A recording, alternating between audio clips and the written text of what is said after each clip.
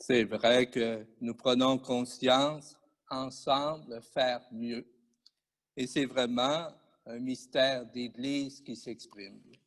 On se rappelle, la semaine dernière, on nous disait, si quelqu'un veut marcher à ma suite, qu'il renonce à lui-même, qu'il prenne sa croix et qu'il me suive.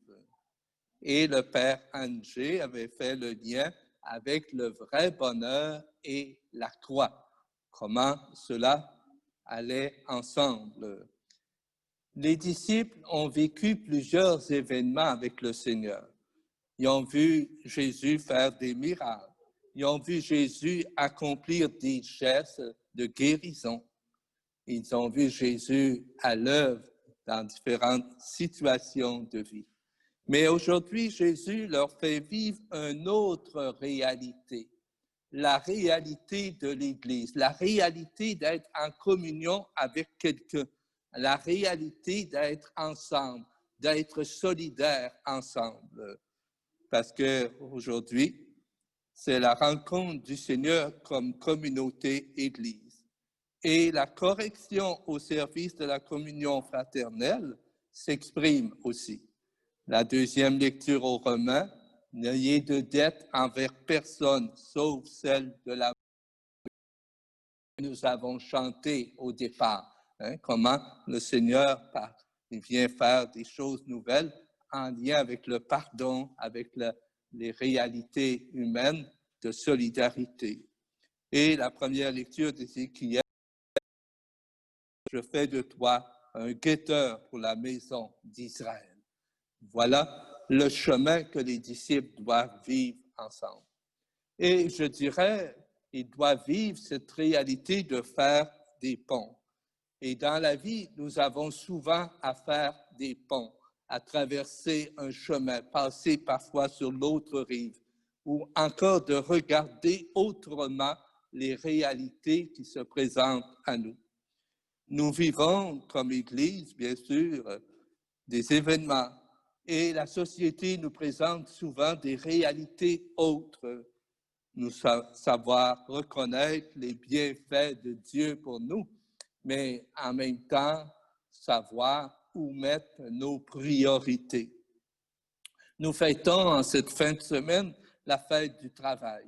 On sait bien que c'est une réalité qui nous touche et que, avec ce que nous venons de vivre, on découvre que le travail n'est pas toujours reconnu dans sa pleine valeur, qu'il y a des gens encore qui travaillent d'une manière spéciale pour la personne humaine et qui ne sont pas reconnus dans toute la réalité. Nous l'avons expérimenté avec le virus que nous avons vécu et que nous avons souvent à nous arrêter pour regarder cette réalité.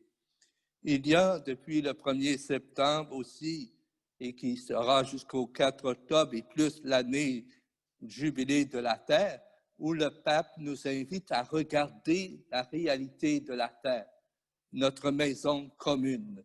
Et devant cette réalité, souvent, on nous présente des choses qui ne sont pas conformes à la vie de notre maison commune et que nous avons à faire pression parfois, à exprimer notre désaccord, mais à s'embarquer aussi pour dire il y a des choses qui ne marchent pas et que la maison commune, la terre que nous habitons, est importante et que nous avons aussi à vivre une solidarité pour le bienfait de la terre. Et tout au cours de l'année, nous en parlerons.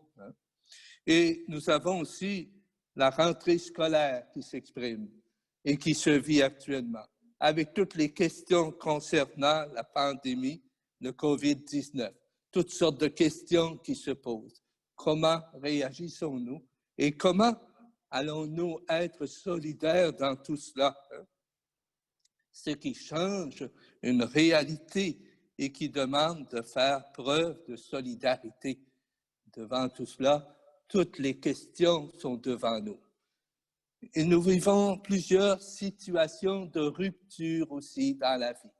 Il y a les ruptures humaines qui s'expriment de façon spéciale par la juridiction, le jury, Mais il y a les ruptures aussi que nous affrontons comme réalité humaine.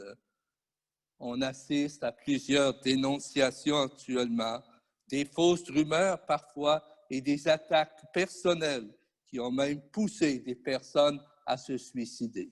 Il y a des réalités dans cela qui se jouent aussi. Et aujourd'hui, l'Évangile nous parle de la correction fraternelle qui relève d'une obligation de vigilance envers notre frère, notre sœur. Et le rôle de guetteur, avant de tenir ses propos sur le frère qui a commis un péché, Jésus déclare à ses disciples, « Malheureux celui par qui le scandale arrive. » Donc, la question du scandale. Le péché dont il est question, c'est une question qui vient briser des relations communautaires avec un motif de jeter le discrédit sur la communauté, sur l'Église. Et cela, on sait qu'il y a des choses dans cette réalité-là qui demandent parfois un discernement. Et là, ce qui est beau, il ne suffira pas qu'un seul témoin se lève contre un autre, coupable d'un crime, d'une faute, d'un péché, quel qu'il soit, pour instruire l'affaire et donner une crédibilité, il faudra la déclaration de 2 ou 3 témoins. Voilà ce qui est dit. Hein? Et c'est là qu'on prend conscience pour les disciples qu'ils sont en communion les uns avec les autres, avec une communauté en marche. Et bien sûr qu'il arrive des réalités où nous ne sommes pas d'accord. Il y a les réalités humaines, simplement, où nous ne pouvons pas être d'accord, mais il y a les réalités fondamentales qui viennent briser une rupture, qui viennent faire quelque chose qui n'est pas conforme et qui n'est pas acceptable dans la foi ou comme Église. Mais c'est sûr que ce n'est pas juste la parole de quelqu'un, comme on nous dit, mais c'est l'affaire de témoins ensemble, de prendre conscience qu'il y a eu une brisure qui vient déformer le visage de Dieu ou le visage de l'Église et qui vient faire comme une rupture. Et cela, on peut parler de différentes situations que nous réalisons dans la société. L'Église est non seulement une communauté de frères et de sœurs, mais elle est davantage comme une communauté où chacun est responsable de la foi de ses frères. Il faut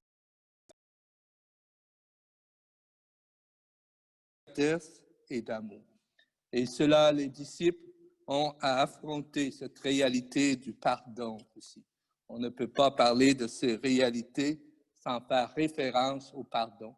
Et parfois, comme disait Angé la semaine dernière, affronter le chemin de la croix. Et cela aussi fait partie de cette réalité de discernement. Et devant cela, chacun de nous, comment, avec le COVID, nous entrons dans une situation où ça nous pose des questions sur la vie humaine, ça nous pose des questions sur notre regard de notre monde, ça nous pose des questions sur la solidarité. Comment pouvons-nous vivre la solidarité en étant attentifs aussi aux besoins, au respect et à la réalité de la santé humaine. On sait bien que tout cela nous interpelle. On nous invite à porter le masque, par exemple. On nous invite à poser certains gestes par respect pour nous, pour les autres. Mais être solidaire, c'est le faire dans un sens vraiment de se sentir responsable de la vie de l'autre. Et on sait que cela demande du discernement et parfois de l'attention. La solidarité concernant le travail que nous fêtons en fin de semaine. On sait bien que en reconnaissant le travail de l'autre, et parfois ça c'est une difficulté, on l'a vécu avec la pandémie, reconnaître le bienfait du travail de l'autre. Et dans ça aussi, parfois devant les réalités humaines. C'est facile de rejeter ce que l'autre fait en oubliant tout ce qu'il apporte aussi pour le bien de la communauté ou encore de l'humanité. En célébrant le jubilé de la terre aussi, nous avons à nous poser la question de la solidarité. Parce que, bien certain, toutes les questions qui se posent nous bousculent parfois et nous invitent parfois à prendre un chemin de conversion. La terre, notre maison commune, a parfois besoin de reconnaître qu'on la respecte, qu'on apporte ce qui est important pour lui permettre de vivre et permettre à tous ceux qui habitent la terre de vivre aussi. Devant tout cela, bien sûr, le Seigneur, celui qui nous rassemble, est solidaire de nous. Il est solidaire parce qu'il vient nous redire qu'il est là avec nous.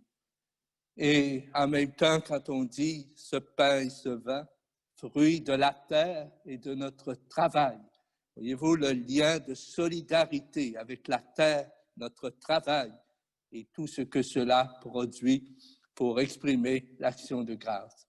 Mais tout ce qui se fait pour que le Christ Jésus nous dise « Je suis avec toi, je t'accompagne sur cette route.